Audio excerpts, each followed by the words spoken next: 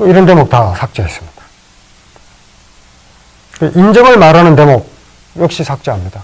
인정이라고 하는 게 이제 백성들을 사랑하는 정치. 왕도를 말하는 대목도 삭제하고요. 왕도 정치 덕으로 베풀어라. 혁명을 말하는 대목은 당연히 삭제했고요.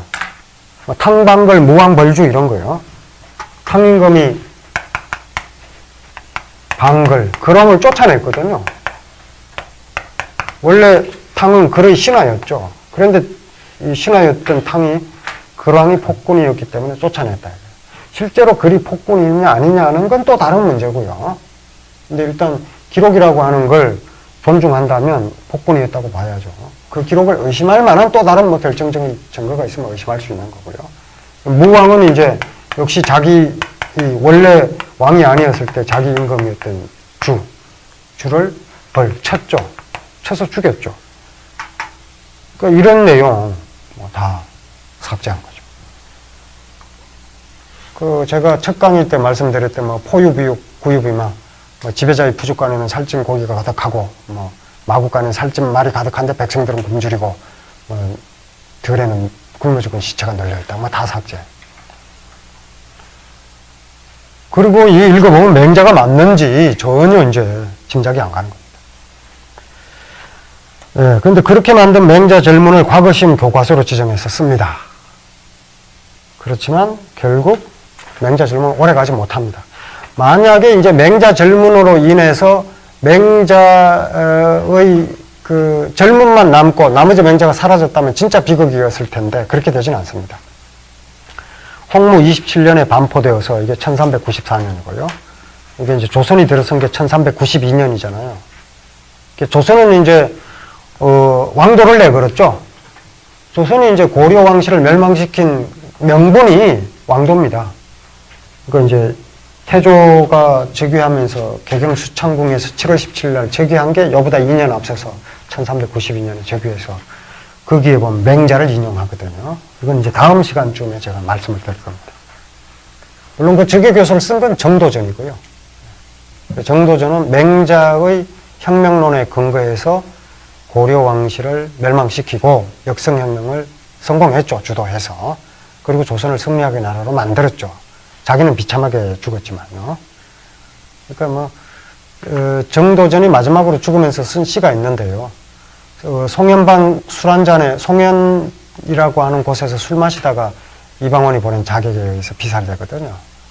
그러니까 마지막으로 죽기 전에 송연방 술 한 잔에 모든 일이 다 허사가 되었다 이러고 죽었는데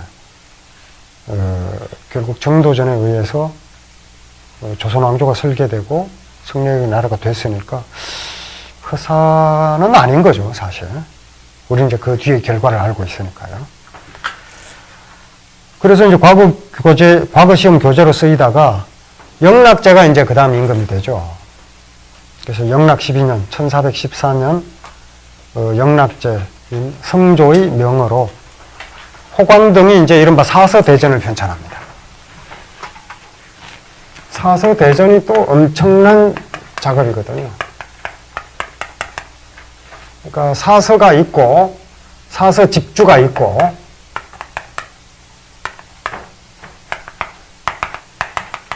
사서는 대학론어 맹자중령이죠. 고문이죠. 그대로는 읽을 수가 없어요. 그래서 주석이 나온 게 여러 주석이 있습니다만 정년의 대학주, 중용주가 있죠. 얘기 전체를 주석을 했으니까.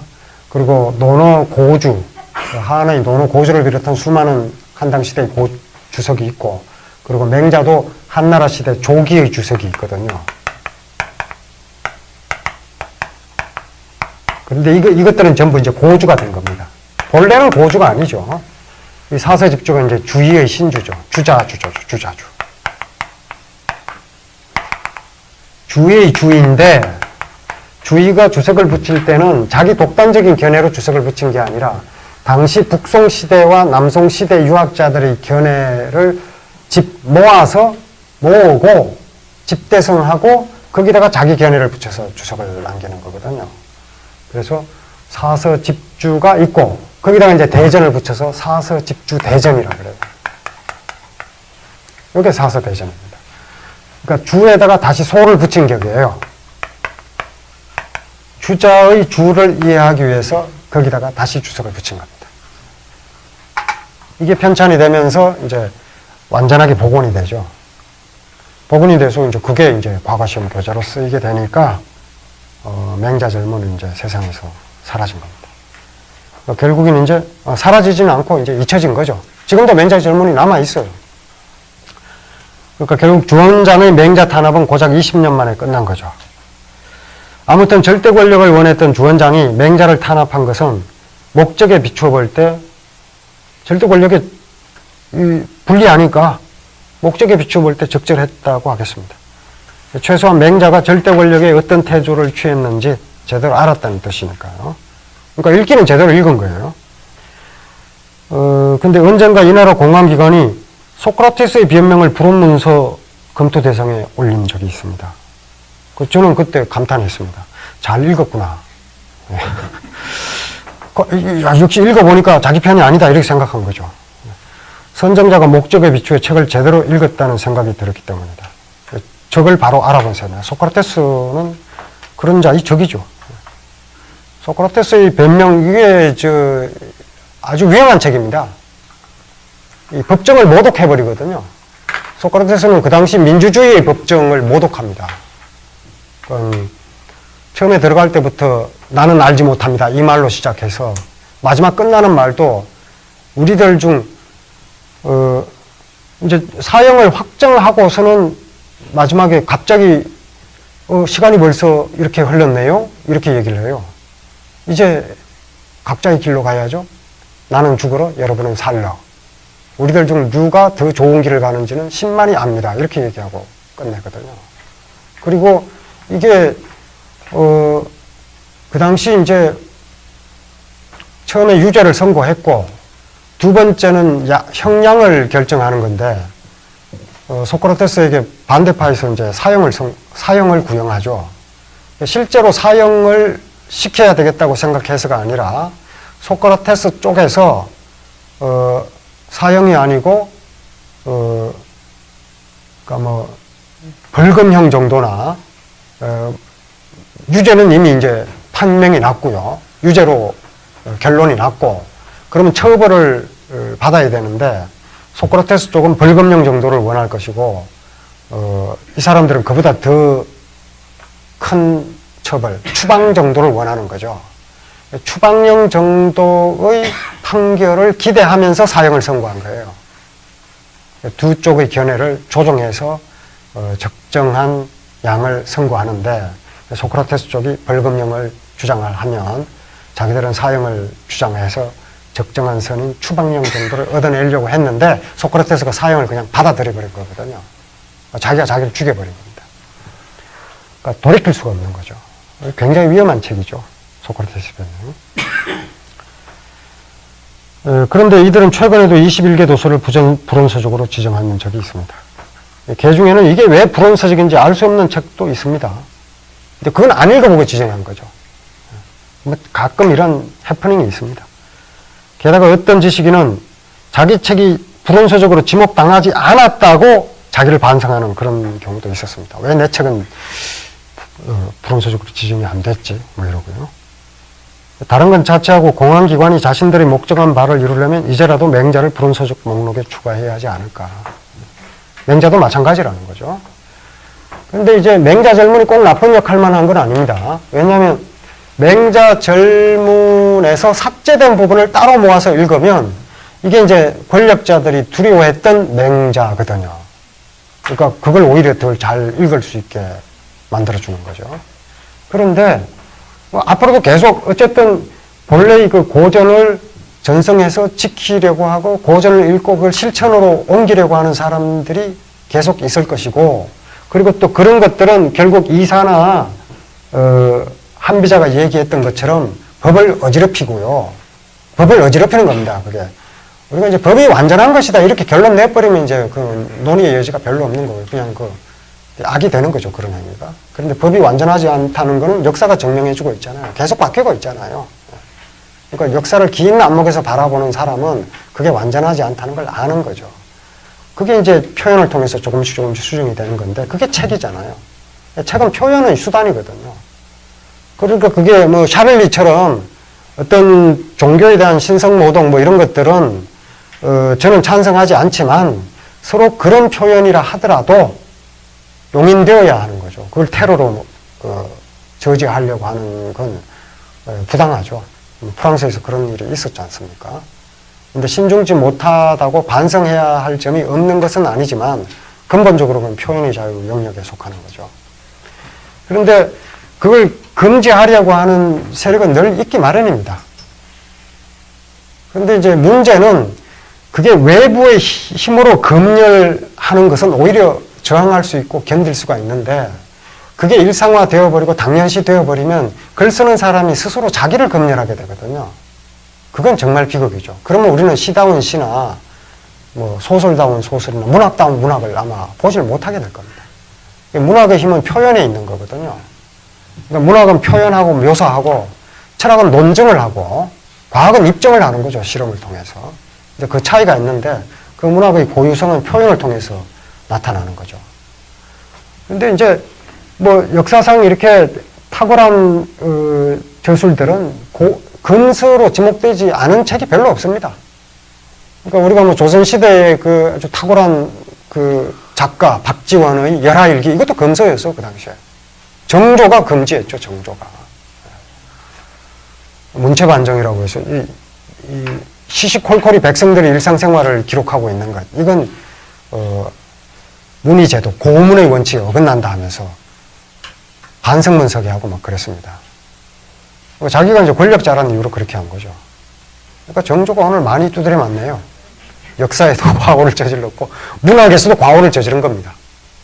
근데 이제 그 당시 중국에 비하면은 그래도 양반이고요. 중국에서는 박지원이 살아남지를 못했을 거예요. 근데 그런 이제 권력에 의한 금지는 계속 있습니다. 그리고 현대 사회에서도 계속 있어요. 근대 이후에도 우리가 뭐 아주 절개했는 레미제라블 이런 것도 금서였고요. 뭐 전혀 금서일 것 같지 않은 뭐 젊은 베르테르의 슬픔 이것도 금서였고요. 그거 읽고 막 자살 시도하고 막 그러니까 금지시키고 그랬거든요. 뭐 젊은이들이 갑자기 노란 샤츠 입고 다니고 막 자살 흉내 내고 막 자살 시도하고 실제로 자살한 사람도 있고 뭐 그런 것 때문에 금지시키기도 했고 그런가 하면 호밀밭의 파수꾼 뭐 이런 것도 금지시켰고요. 청소년의 그 성묘사가 너무 적나라하다 이런 식으로 금지됐고요. 또 종교적인 이유로 탈무드 같은 것도 꽤 오랜 시간 동안 몇백 년 동안 금지됐고요. 기독교 쪽에 의해서 유대교가 탄압받은 거죠. 그러니까 탈무드 같은 것도 금서였고요. 뭐 바람과 함께 사라지다 이런 것도 금서였습니다. 그건 이유가 아주 더 웃겨요. 일주일 만에 10만 부가 팔렸다. 너무 많이 팔렸다고 금지시키고 뭐 별의별 하여튼 이유를 걸어서 금지를 시켰는데 그게 이제 전부 이제 표현의 자유에 어긋나는 거죠. 그러니까 이제 우리가 근대 사회를 이루는데 자유, 평등, 박애 이게 프랑스 혁명의 정신이잖아요. 그 중에서 자유는 표현의 자유를 뜻하는 겁니다. 다른 자유가 아니라. 가난해질 자유 이런 게 아니라요. 표현의 자유거든요. 미일의 존 스튜어트 미일이 자유론이라는 글에도 마지막에 가장 중요한 것으로 강조하는 게 표현의 자유입니다. 미일의 얘기는 들어볼 필요가 있어요. 왜냐하면 표현은 무조건적으로 허용이 되어야 하고 어떤 표현은 허용하고 어떤 표현은 금지할 수가 없다. 모든 표현을 다 금지하든가 허용하든가는 가능하지만 어떤 표현은 허용하고 어떤 표현은 금지할 수가 없다. 그 책도 마찬가지라고 그랬어요. 어떤 책은 금지하고 어떤 책은 허용하고 이럴 수가 없다. 학문의 세계에서는 당연히 그렇습니다. 자본주의를 연구하려면 마르크스를 알아야 돼요. 마르크스를 금지해놓고 자본주의를 연구하는 게 어불성설이거든요. 그 반대편에서도 마찬가지죠. 그러니까 이쪽 저쪽에서 다 금지된. 목맨심서는 북한에서 금지되기도 했습니다. 이게 웬일인가 하면 북한에서 이제 권력투쟁이 일어나면서 이른바 이제 갑산파라고 하는 이제 그 정치 파벌이 숙청당하면서 그 갑산파 쪽이 그 고전 부흥 이런 걸 주장했는데 목민심서 중요한 문헌으로 얘기를 하니까 금지시키고 뭐 이런 적도 있고요. 그리고 뭐 우리 사회에서도 이제 굉장히 그런 일이 자주 일어났죠. 그 미국에서 만약 표현의 자유가 확보되지 않았다면 해리포터도 금지됐을 겁니다. 해리포터도 무슨 마술이 어쩌고 이러니까 이게 벌써 이교도 집단의 그 주술이다 이런 식으로 비판받고 그랬죠. 그러니까 아마 표현의 자유가 확보되어 있지 않다면 그것도 아마 무사하지는 못했을 겁니다.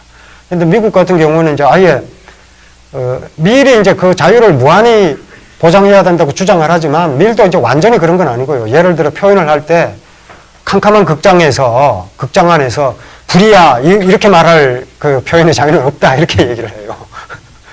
캄캄한 극장에서 불이야 그러면 이제 뭐 난리가 날 거 아니에요. 그런 표현을 제외하고는 모든 표현이 다 허용되어야 된다 이렇게 얘기하죠. 그리고 이제 미국도 이제 그 수정헌법 제1조가 표현의 자유를 얘기하죠. 그러니까 첫 번째가 그러니까 우리가 어떤 그 근대 국가라고 하는 건 만들어진 법률에 의해서 집행하는 거잖아요. 행정부는 만들어진 법률에 의해서 집행하는 것이지 행정부가 법 만들어서 집행하는 게 아니잖아요. 법을 만드는 쪽은 입법기관, 상권분립 아닙니까? 입법기관이 법을 만들고 행정부는 그 법에 따라서 수행하고 그리고 사법부는 역시 독립적으로 그 법이 제대로 지켜졌는지를 판단만 하는 거죠.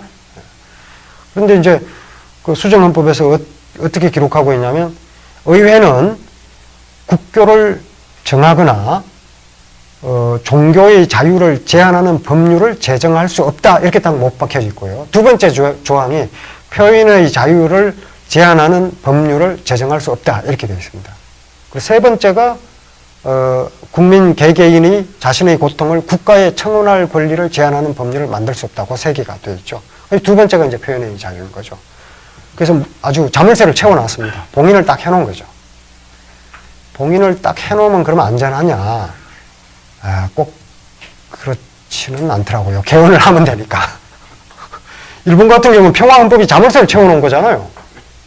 자물쇠를 채워놨는데 지금 바꾸고 있잖아요. 그러니까 자물쇠 채워놨다고 안전한 건 아닙니다. 그런데 어쨌든 평화헌법 하의 일본과 그 평화헌법의 봉인을 깨트린 일본은 다른 일본이라고 봐야죠. 그 다른 일본이 어떤 일본일까요? 참 걱정이 됩니다. 그러니까 어쨌든 그 같은 맥락으로 이 고전이 이렇게 전해지는 것도 마찬가지입니다.